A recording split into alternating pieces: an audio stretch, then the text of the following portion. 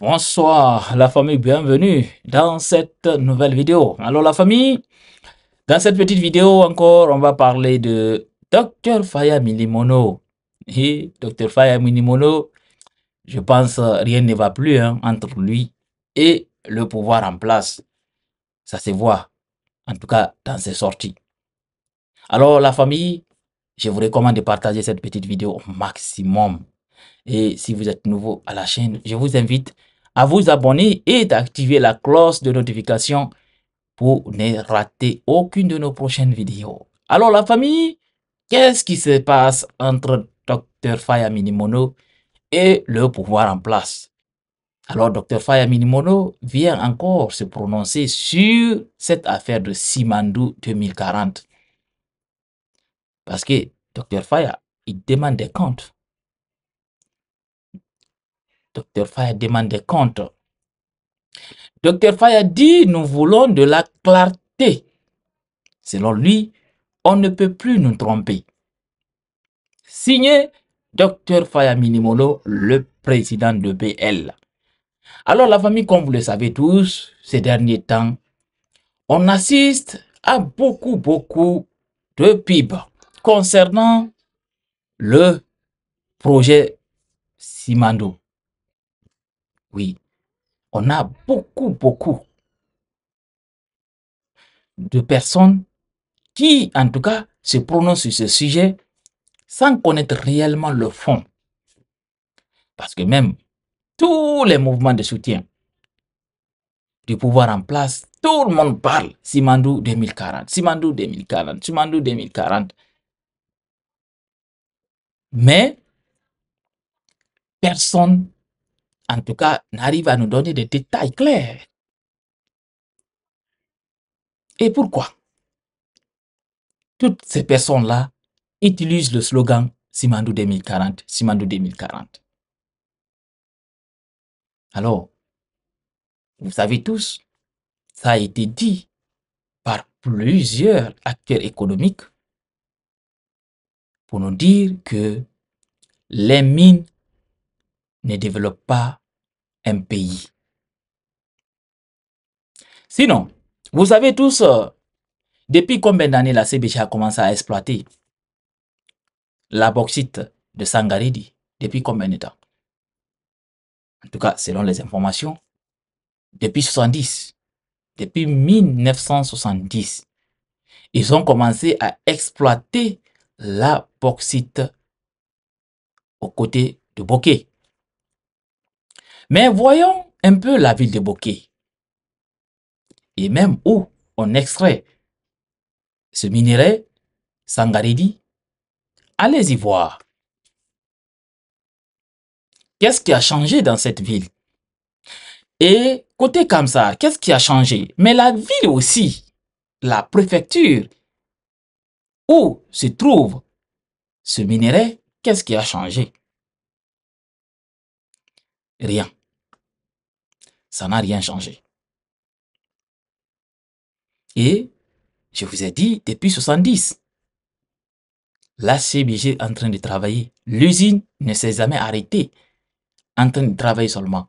Et les trains continuent seulement à transporter la bauxite. Les bateaux sont toujours au quai, en train d'exporter notre bauxite. Mais qu'est-ce que ça a apporté à la Guinée? Nada, rien. Alors c'est pour ça, beaucoup d'acteurs économiques, en voyant tout, au fait, toute cette communication derrière Simandou 2040 par-ci, sur les habits, sur les véhicules de propagande, beaucoup, en tout cas, sont là en train de rire. Sont en train de rire.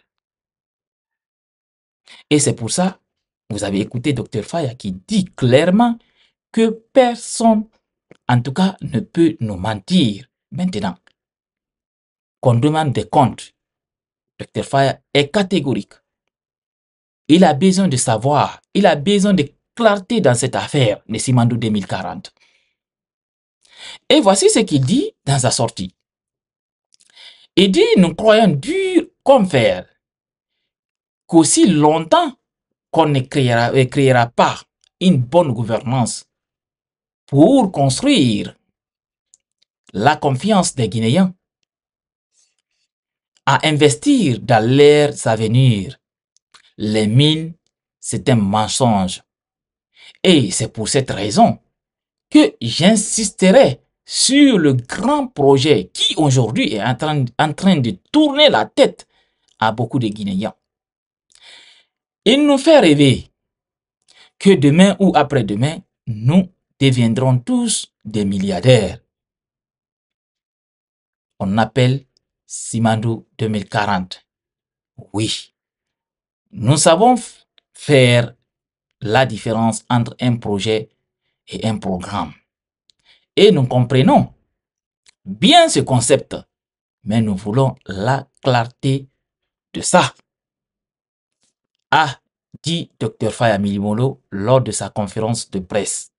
Si vous n'avez pas compris, je vais vous relire encore ce paragraphe. Dr Faya dit: nous croyons dur comme fer qu'aussi longtemps qu'on ne créera pas une bonne gouvernance pour construire la confiance des Guinéens à investir dans leur avenir. Les mines, c'est un mensonge. Et c'est pour cette raison que j'insisterai sur le grand projet qui aujourd'hui est en train de tourner la tête à beaucoup de Guinéens. Il nous fait rêver que demain ou après-demain, nous deviendrons tous des milliardaires. On l'appelle Simandou 2040. Oui, nous savons faire la différence entre un projet et un programme. Et nous comprenons bien ce concept, mais nous voulons la clarté de ça. Il a parfaitement raison. Surtout quand il dit, nous croyons dur comme fer, qu'aussi longtemps qu'on ne créera pas une bonne gouvernance pour construire la confiance des Guinéens. Il a parfaitement raison. Sinon, je vous ai donné l'exemple de la CBG, qui exploite depuis combien d'années la bauxite. Mais qu'est-ce que ça a changé? Qu'est-ce que ça a changé? Parce que si on veut vraiment que nos mines soient rentables, il faut d'abord une bonne gouvernance. Mais aussi, il faut qu'on arrive à transformer nos matières premières chez nous. Parce que, est-ce que vous arrivez à comprendre? Et imaginez, chaque 3 tonnes de bauxite brut que la CBG, par exemple, envoie, là où on envoie la bauxite là, et à travers les 3 tonnes de bauxite, acheter encore, imaginez, une tonne à 40 $. Peut-être même actuellement c'est bas. Ça veut dire les 3 tonnes à 120 $. Et on arrive à transformer cette bauxite de 3 tonnes.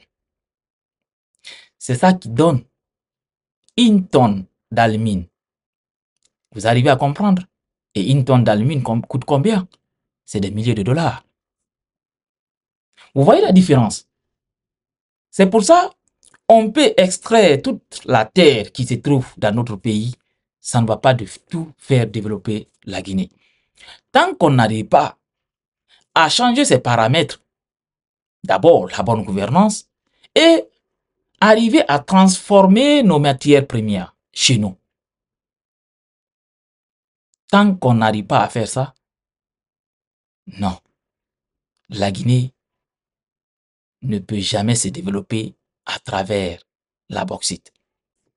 Selon le président du PL, qui demande plus de clarté par rapport à ces projets, parce qu'il garde encore en mémoire l'exemple libérien. Ce pays voisin de la Guinée a déjà exploité ses mines de fer, mais ses populations continuent de végéter dans la pauvreté. Alors, pour finir, Dr Faya continue dans ces termes. Il dit le Nimba, nous l'avions en partage avec le Libéria. et la Côte d'Ivoire. Lorsqu'au sommet des CEO à Kigali, l'année dernière, le président actuel du Libéria a pris la parole et là a rappelé que le Libéria a déjà exploité jusqu'au dernier gramme du fer sur Nimba. Allez au Libéria, la population libérienne n'a pas encore de l'eau potable.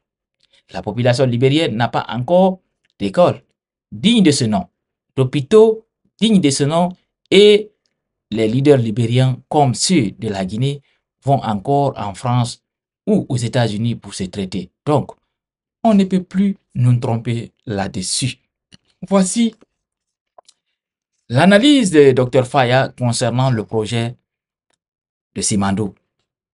Je pense qu'il n'est pas le seul leader à parler de ce projet, mais moi je pense que les gens maintenant exagèrent même ce projet parce que d'autres pensent même que dès qu'on commence à exploiter le fer de Simandou, ça y est, bye bye à nos problèmes en Guinée, bye bye à la pauvreté. Mais c'est tout à fait le contraire. Vous avez entendu l'exemple qu'il a donné, l'exemple palpant du Libéria. Qu'est-ce que ça a changé? Et ils ont exploité pour eux. Mais qu'est-ce que ça a changé? Rien du tout. Rien du tout. Ça n'a rien changé. Alors, il faut que les gens arrivent à faire attention. Il faut que les gens arrivent à faire la part des choses.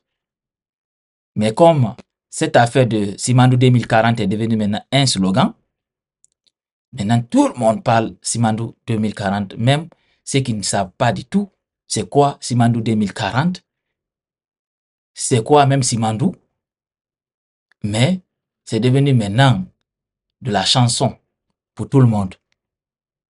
Parce que, comme ce que je vous ai dit, certaines pensent, dès qu'on commence à exploiter ce gisement de fer, ça y est, c'est fini. Nos problèmes sont terminés. Ah, on va lire l'air dans ce pays-là. Partagez cette petite vidéo au maximum, on se reprend très bientôt pour une nouvelle autre vidéo.